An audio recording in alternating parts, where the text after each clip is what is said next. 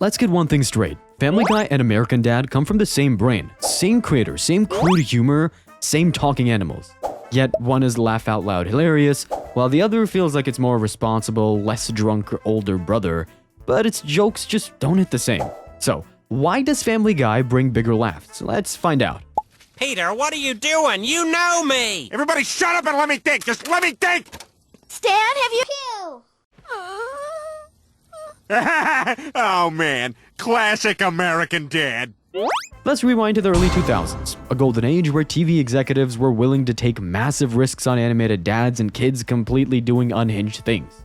We had South Park and The Simpsons stirring up controversy with their raw, chaotic approach to humor and storytelling. Then came the era of Family Guy, and it made enormous waves. I mean, even after getting canned for being too sharp and controversial, fans kept demanding more, so much so that the show had to be brought back. Its ability to get cancelled and resurrected basically made it the sitcom equivalent of Jesus.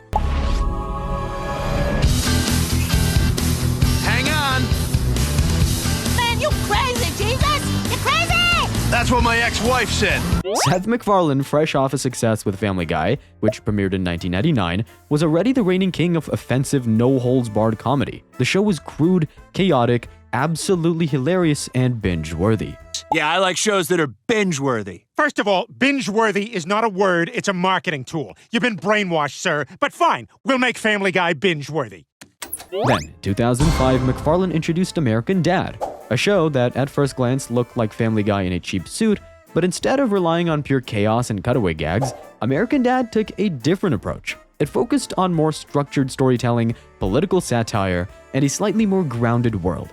Well, as grounded as a show featuring an alcoholic space alien and a talking goldfish can be.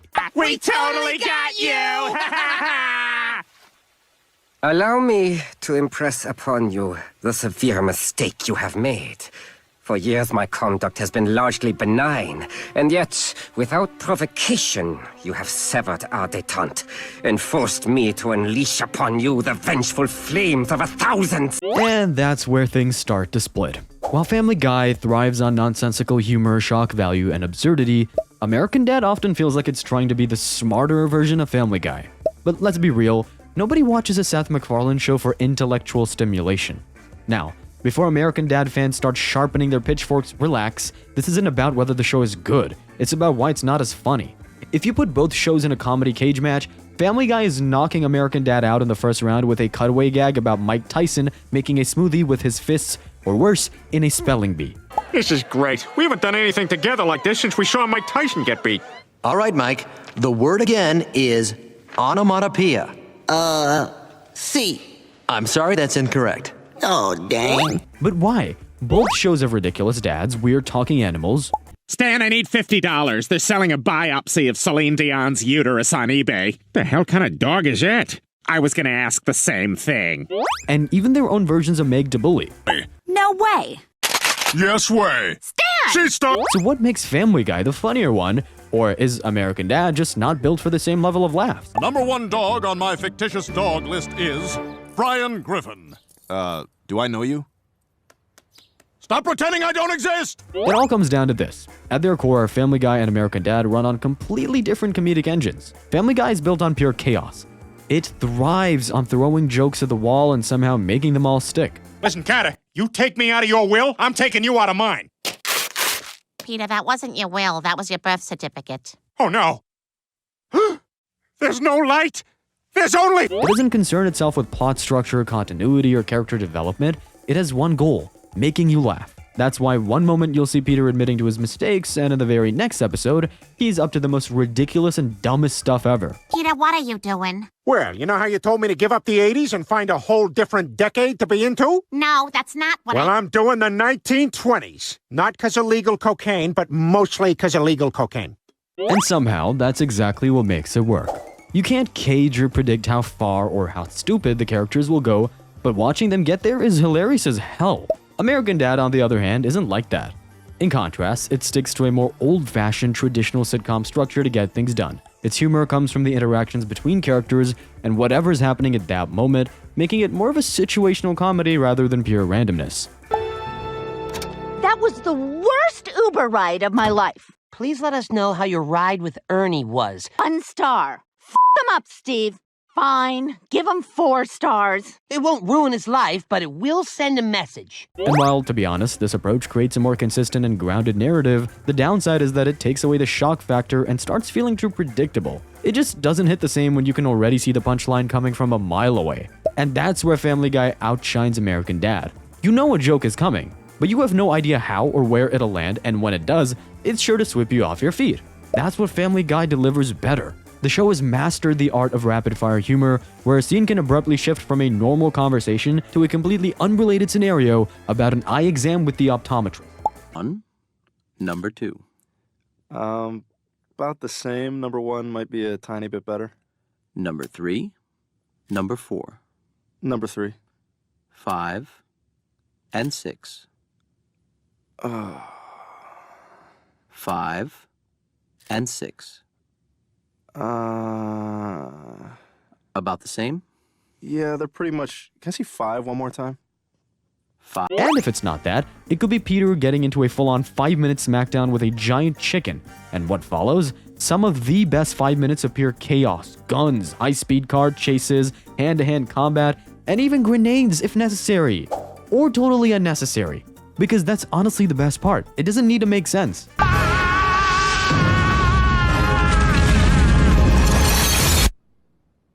Okay, Seamus, today's the day you finally ask out that barista. What's the worst that could happen?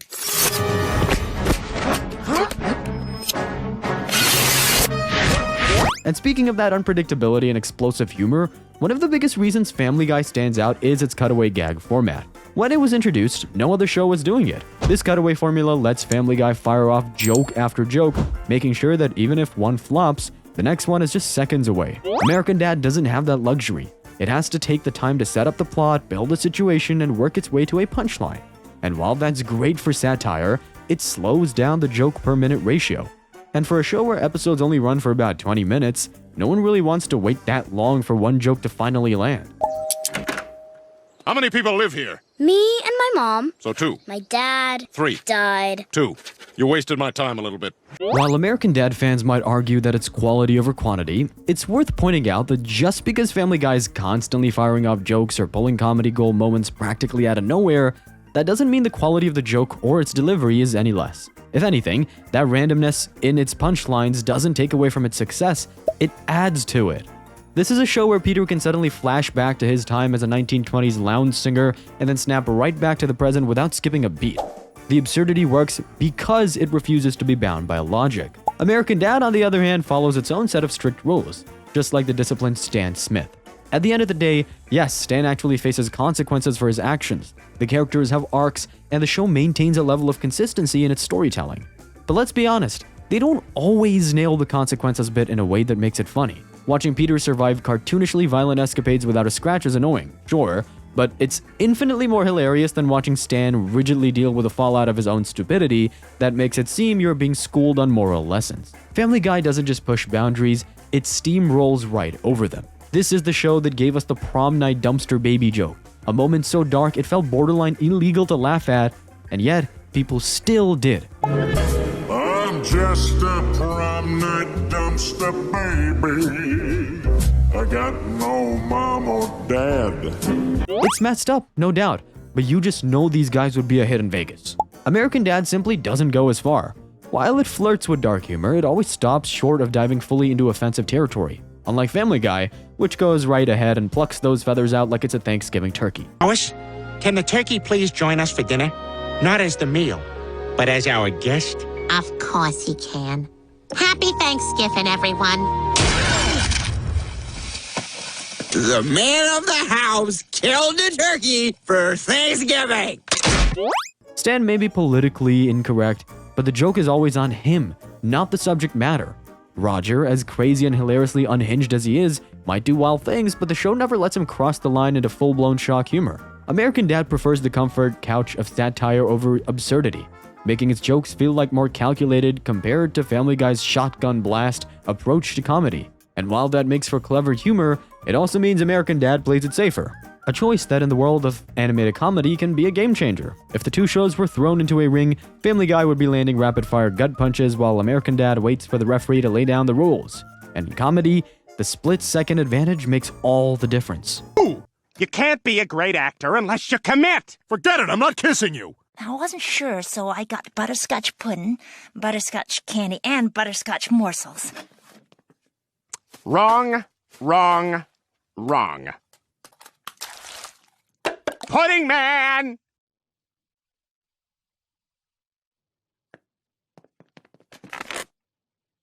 Who knows why that didn't work?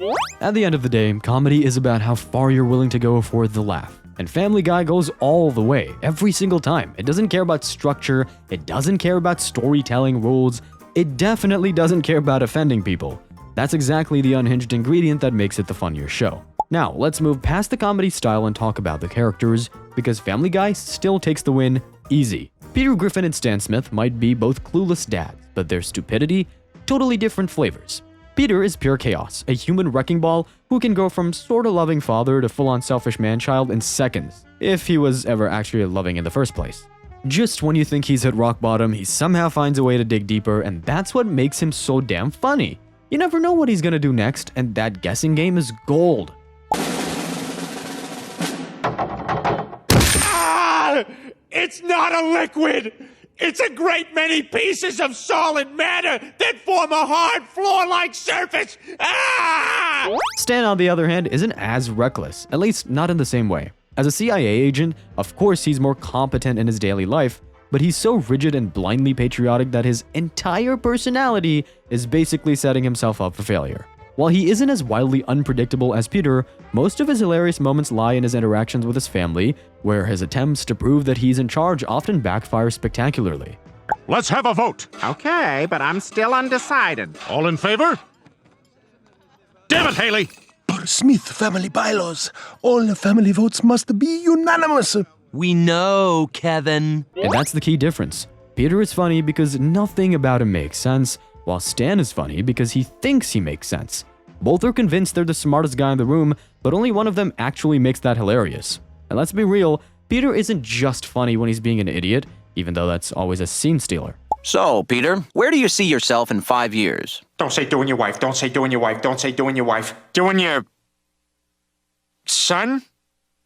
But his hilarious moments extend to his random pop culture jabs, his dumb yet weirdly smart observations, and his interactions with literally anyone always land.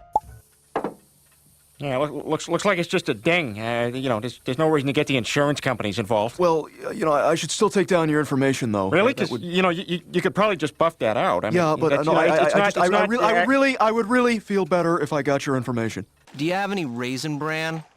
Oh, no, sorry. Well, can you go get me some? Boy, it's kind of a pain in the... We do have, we got Total and we got some raisins. I mean, you could, like, mix those together. It'd be kind of like Raisin Bran. Yeah, but it's not... It'd be like Raisin Bran, but it's not Raisin Bran. That'd be like Total with raisins in it. Splitting hairs here. It's not really doing it for me. Stan doesn't have that range. Like, yeah, he's a solid character, but if the joke isn't about him confidently believing in something stupid only to find out he's so wrong, then what else is there? And if we move beyond just dad and guy, the American dad-family dynamic feels like a discount version of Family Guy, one that just doesn't hit quite as hard. The differences between Peter and Stan don't stop with them. Their families are just as distinct, and this is where the comedic dynamics really shift. The Griffin family is a swirling mess, but within this dysfunctional unit, every member brings their own brand of absurdity. Lois, the so-called voice of reason, has her own wild breakouts because, let's be honest, she's only responsible until she completely snaps. Cleveland, don't you see? This is why your wife left you. You don't have any passion. Sometimes a woman wants to see her man be a man. You gotta push back a little. You gotta get a little rough. Oh, God, Peter, hit me. Yeah! Ow! Wow, so that's something about Quagmire and, Loretta, huh? Cleveland, we gotta get your manhood back. Now, the first thing we're gonna do is take you to a good old-fashioned wrestling match. Meg? Yeah, she's basically the family's emotional punching bag, and her suffering has somehow turned into an ongoing joke. Chris, much like his dad, is an absolute airhead, but in a weirdly lovable way. His cluelessness is almost charming, and then there's Stewie, the evil genius baby who once plotted to take out his own mother, wouldn't think twice about pulling a death ray on you, and somehow still has the sharpest comebacks in the house. Shut up! May every person that laughs at your sophomoric effort be a reminder of your eternal mediocrity and pierce your heart like a knife. But even with all that, he still dotes on his stuffed bear Rupert like it's a real person. Then there's Brian, a talking dog who dreams of being a writer but is really just a lazy, self-righteous know-it-all who thinks he's better than everyone. Sure, each of these characters is a mess on their own, but when they come together, that's where the real magic happens. And when it comes to comedic duos, no one does it better than Stewie and Brian. These two are one of the strongest comedic pillars of Family Guy. Their insane adventures, rapid-fire banter, and complete disregard for logic make them one of the funniest recurring pairings in animated sitcom history. Whether they're getting blackout drunk or messing up the space-time continuum, their dynamic is always a guaranteed hit. Meanwhile, American Dad just doesn't have a duo that can match this. Steve and Roger come close, but their relationship leans more into Roger being a complete unhinged enabler rather than actual comedic partnership. It's fun, sure, but it doesn't hit the same level of brilliance that Stewie and Brian bring every time they share a scene. The Brian and Stewie formula works because it's built on contrast. Stewie is a baby with the brain of an evil mastermind, and Brian is a dog who thinks he's a sophisticated intellectual but is ultimately just as ridiculous as everyone else. American Dad doesn't have that perfect push and pull dynamic in any of its relationships. This isn't quite right, is it? Hello, gentlemen. Great day to be protecting freedom, wouldn't you say? Yeah. US of freaking A. We are #1. Space shuttle and all that. And then there's Lois. She might seem like the sane one in the Griffin household, but every so often Family Guy reminds us she's just as chaotic as Peter. She's not your typical sitcom wife, and sometimes she teams up with her husband to pull off crazy and wild stunts. Meanwhile, Francine in American Dad is more consistent. She's fun, sure, but she doesn't have that same level or frequency of unhinged energy that makes Lois so Lois. But that said, she often surprises with her past exploits and her ability to manipulate situations to her advantage. However, I'll give American Dad this one. Francine is arguably more entertaining overall. If we compare Meg and Haley, both daughters take a lot of hits, but in different ways. Meg is everyone's punching bag. Her suffering is practically a running gag. Haley, on the other hand, isn't mocked nearly as much. Instead, she constantly butts heads with Stan, which creates more story-driven humor rather than rapid-fire punchlines. While Haley might have more agency in her jokes, Meg's relentless mistreatment adds to Family Guy's signature absurdity. It's a close call, but Meg's sheer endurance in the face of endless ridicule keeps her from falling behind. We're sending you down to American Dad. No, wait, no! Look, they're not excited about it either. I guess I could call the Orville. I'll do American Dad. But I kind of miss Meg. Oh, yeah, that's right. She got traded to American Dad. I hear she's doing great.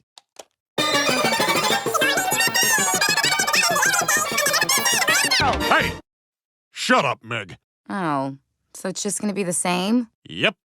Yeah. Now, with Chris and Steve, Chris is basically Peter 2.0, just with even fewer brain cells. He has his moments, sure, but he's often drowned out by the bigger personalities around him. Steve, though, he steals the show. His thirst for popularity, dramatic overreactions, and shockingly good singing voice make him one of American Dad's strongest comedic weapons. We could be Frenchmen with bikes and baguettes. We could be Italian with long cigarettes. We could be Indian practicing yoga. We could be half Aussie and half Japanese. These are a few of the things we could be. Okay, the boomerang chopsticks thing was kind of cool. Of course, no breakdown of these shows' comedy value would be complete without diving into the supporting cast. Family Guy has a much broader range of side characters who bring the laughs, and they bring them in generous doses. There's the friendship circle of Quagmire, Joe, and Cleveland, 4 if you include Peter. These guys, whenever together or separately, have delivered some of the most iconic moments of the show. Quagmire, the giggity sexual deviant who has done everything, if you can think of it. Yes, Quagmire has done it. Got an idea. Let's play I Never. You gotta drink if you did the thing that the person says they never did. Oh, I got one. All right, let's see. I never did a chick in a Logan Airport bathroom. God, let's see. What else is there? I never gave a reach around to a spider monkey while reciting the Pledge of Allegiance. Oh, God.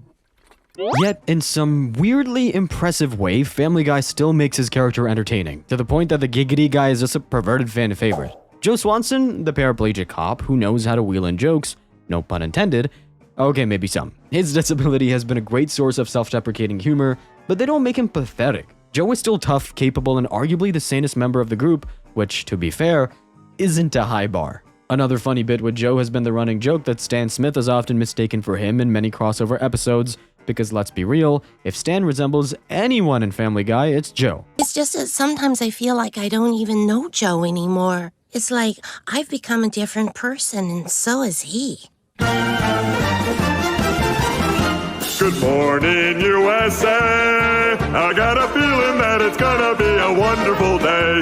The sun in the sky has a smile on his face, and he's shining a salute to the American race. When you look at it, they're both hyper-masculine, deep-voiced, physically imposing, and completely over-the-top in their beliefs. The only real difference? One has two working legs. The side characters in Family Guy don't just show up, they deliver. Whether it's Carter Peterschmidt sneering at Peter like he's human garbage, being completely clueless about how normal, non-rich people live, or running his latest shady business scheme, every appearance lands harder than any American Dad side character could ever dream of. That one episode where he and Peter teamed up to make money, American Dad could never recreate that kind of peak comedy. You know what? You went too far. What? You went too far. That's his character. I mean, he's that kind of a guy. Forget it. You know what? It's just weird, man. It's just weird. You're weird. All right, just get off it. Let's just do something else to make money. And we will be back. Then there's the absolute chaos that comes with Family Guy's background characters. Dr. Hartman with his wildly questionable medical practices, the lunatic that was Adam West as the mayor of Quahog, and Tom Tucker, the smug yet weirdly charismatic news anchor.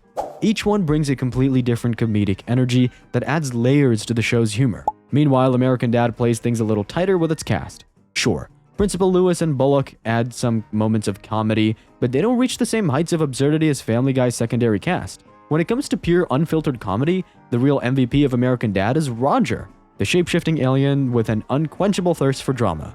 His countless personas, manipulative tendencies, and outright sociopathic behavior make him the most unpredictable and funniest character in the show. Ha, probably shouldn't have farted before I started that walk. Dance for me. Okay, that's enough. I've got what I need. You are terrible. But is one hilariously unhinged alien enough? That's the real question. Family Guy spreads the comedic weight across multiple characters, meaning even when Peter isn't front and center, there's always another solid punchline waiting around the corner. American Dad leans so heavily on Roger that when he's not on screen, the comedy can feel, well, a little light. Or worse, completely MIA. Does Family Guy's comedy rely on excess? Absolutely, but that's the whole point. It's big, loud, absurd, and always pushing the limits. American Dad plays it tighter, getting its laughs from character consistency and structured storyline. But when it comes to sheer laugh-out-loud moments, Family Guy's chaotic lineup gives it the edge. Roger might be single-handedly carrying American Dad on his back, but Family Guy has got an entire squad of comedic heavyweights keeping it afloat. But beyond the main cast and the show's signature brand of humor, another factor that elevates Family Guy is how it uses guest stars. Family Guy doesn't just invite A-listers, it turns them into walking punchline. Ryan Reynolds hilariously played an exaggerated version of himself, relentlessly flirting with Peter in a way that was both unsettling and funny. Sometimes I put them on and I'm thinking I look all balls. No, I think you're good. You think my balls are good? You're so weird.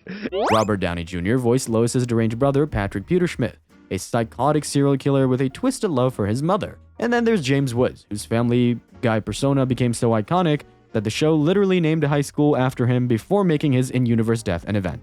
Now, who here had a motive for wanting James Woods dead? Well, according to James Woods, we all did.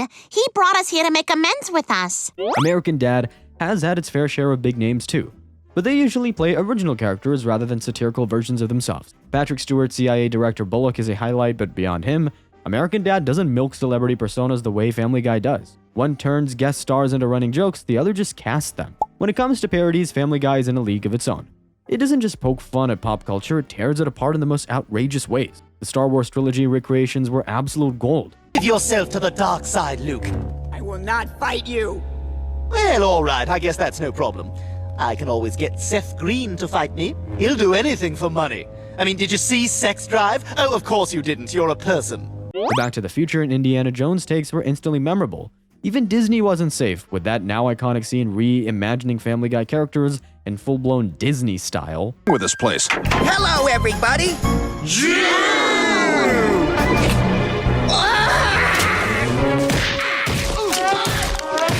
Oh yeah, I forgot. This is a Disney universe. Oh, but look how shiny my buttons are here. Just push the... Yeah, okay, I'll push the thing. Meanwhile, American Dad takes a different route. Instead of going all in on pop culture takedowns, it sticks to espionage, politics, and conspiracy-driven satire. While it is clever in its own right, it doesn't just deliver those big, ridiculous parody moments that Family Guy thrives on. But that's not the only part where Family Guy does better than American Dad. When people think of shows that set the gold standard for adult animation in prime time, Family Guy is typically the second cartoon that comes to mind. Being second to The Simpsons ain't half bad though. But over the years, Family Guy has actually surpassed The Simpsons in viewership, fan engagement, and even opinion polls. Besides, it did something The Simpsons never could: get nominated for Outstanding Comedy Series at the Primetime Emmys. Ironically, despite its massive cultural footprint, Family Guy has never actually won an Outstanding Animated Program Emmy. But that doesn't take away from its impact. Above all else, it proved one thing: if a beloved show is canceled, a loyal fanbase can absolutely bring it back. And if Family Guy could pull that off against a juggernaut like The Simpsons, where does that leave American Dad when it comes to unhinged, laugh-out-loud moments that leave an impact? It's safe to say that American Dad wouldn't even exist without Family Guy. McFarlane's earlier show laid the foundation for his follow-up series to build upon, and while American Dad evolved into something unique, its roots are still traceable to Family Guy. That's not to say American Dad isn't a great show in its own right. In many ways, it's smarter and more experimental than Family Guy, often playing with structure and delivering long-running jokes with more payoff. But did it change anything? Not really. That's been reflected at the Emmys, where American Dad has only been nominated twice for Outstanding Animated Program. It's consistent, it's reliable, but it never shook the industry the way Family Guy did. Yet, despite its less flashy presence, American Dad has maintained a steady, dedicated audience. Unlike Family Guy, which thrives on meme culture and viral moments, American Dad built its reputation on tight storytelling and character-driven humor. It didn't need to be resurrected because it never truly died. But while that makes it the more stable show, it also means it never quite had the legendary feel of Family Guy. At the end of the day, both shows left their mark in different ways. Family Guy's the louder, more culturally dominant force, the show that refuses to die and keeps reinventing itself to stay relevant. American Dad is, well, the underdog, well-crafted, clever, and still going strong, even if it doesn't always get the same level of attention. We have to burn the school to the ground. Dan! Fine, we'll talk to the principal. Soon, my pet. Soon I will feed you the world. But let's not forget the real question here. It's not about which show is better, but which one is funnier. When it comes to sheer comedic impact, Family Guy takes the crown. But here's the thing. Even if Family Guy is funnier, it's still not as hilarious as it was in its early season. The golden era of Family Guy set a standard for animated comedy that it just doesn't quite reach anymore. Want to see how it all changed? Check out this next video on the rise and fall of Family Guy.